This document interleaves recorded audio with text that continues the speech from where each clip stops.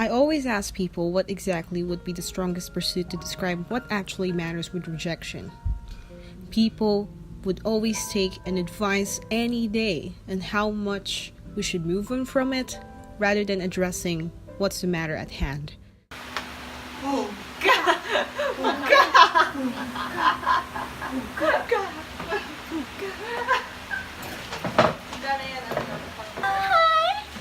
Tulog ka na rin. We try to avoid it, deny, and also deviate, which is normal for us humans. But is it really the thing we're supposed to do?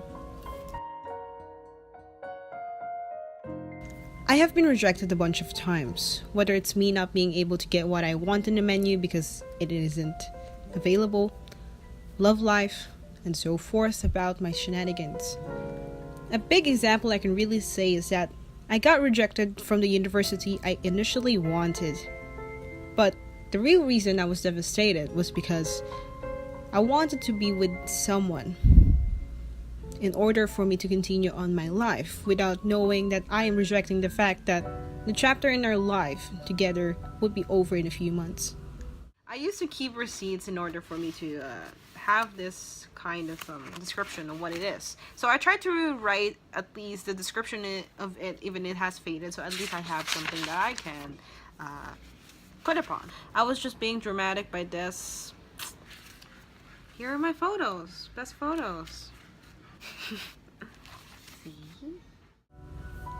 It's moving, but also it's a quick reminder for us that in the world, change is the only constant force that moves us forward. We can deal with a lot of coping mechanisms. As I said earlier, we are humans and we are flawed. We can either isolate ourselves, consolidate with friends, overgeneralize, rationalize, or even sublimate. But that thing actually leads us to a far more question of how, rather than trying to lift ourselves up on the question of why. How is this happening to us? And how did it happen? How much we lacked in order for it to go sideways? Hi, although I thought it's a joke. It's true. Jill! Yo! Bye-bye. I'm gonna go down. Saan punta? Study out? Yeah. Eh, mag-study ka? Sergio! Ingat sa flight! It's really hard to shift from the questions of how to why, because without getting into the process of internalizing and acknowledging its presence, we won't be able to shift. Maybe not as quick, as more of a being able to know that you will be able to ask yourself, why is this happening to you? Everything is unpredictable, really. The universe is really something you can use as a force, or it can be against you. And it's okay.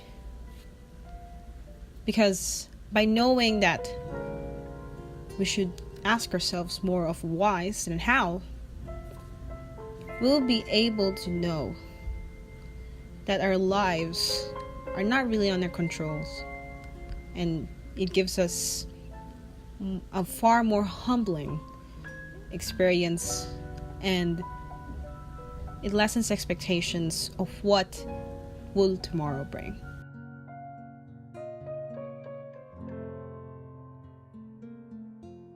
I recently went on a social media break to be able to get things done and get my priorities right, without noticing that I'll be able to reflect on the things I have said before, the things I committed on without preaching it, or even committing on it, on the fact that I didn't really rethink of the things I've said.